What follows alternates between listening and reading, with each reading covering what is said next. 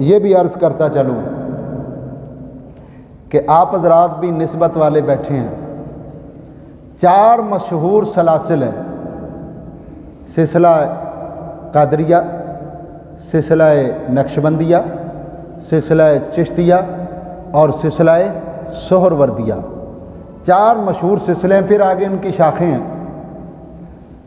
تو یہ مشہور سلاسل ہیں، اور تمام سلاسل کا تعلق جو ہے نا وہ نبی پاک صلی اللہ علیہ وسلم سے ہے، یہ فیض وہیں سے مل رہا ہے۔ تو جتنے بھی نسبت والے لوگ ہیں ان کے چہرے چمکتے ہیں، ان کے چہروں پہ قدرتی نور ہوتا ہے۔ اب بھلا کیوں ہوتا ہے؟ پہلے زمانے میں تو لالٹینیں ہوتی تھی، چراغ ہوتے تھے، اس وقت مثال کو ذرا سمجھنا مشکل تھا، آج سمجھنا آسان ہو گیا۔ آپ دیکھ رہے ہیں یہ لائٹ جل رہی، بلب جل رہے ہیں، اور اس کا کنیکشن کس کے ساتھ ہے؟ تار کے ساتھ، اور تار کا کنیکشن کس کے ساتھ ہے؟ میٹر کے ساتھ۔ میٹر کا کنیکشن کس کے ساتھ ہے؟ ٹرانسفارم کے ساتھ۔ ٹرانسفارم کا کنیکشن کس کے ساتھ ہے؟ گرڈ اسٹیشن کے ساتھ، اور گرڈ اسٹیشن کا جو کنیکشن ہے وہ پاور ہاؤس کے ساتھ، جہاں سے بجلی پیدا ہو رہی ہے۔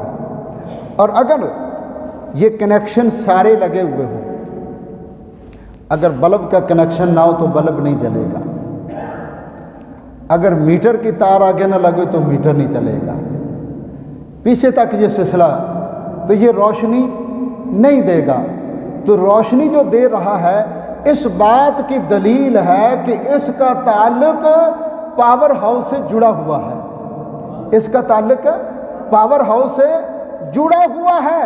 تو میرے دوستوں اور بزرگوں، جو اہل طریقت ہیں، جو اہل محبت ہیں، جو نسبت والے ہیں، ان کے چہرے اس لیے چمکتے ہیں کہ کسی کا سہروردیہ سے پاور لگا ہوا ہے، کسی کا قادریہ سے کنیکشن جڑا ہوا ہے، کسی کا چشتیہ سے جڑا ہوا ہے، کسی کا نقشبندیوں سے جڑا ہوا ہے۔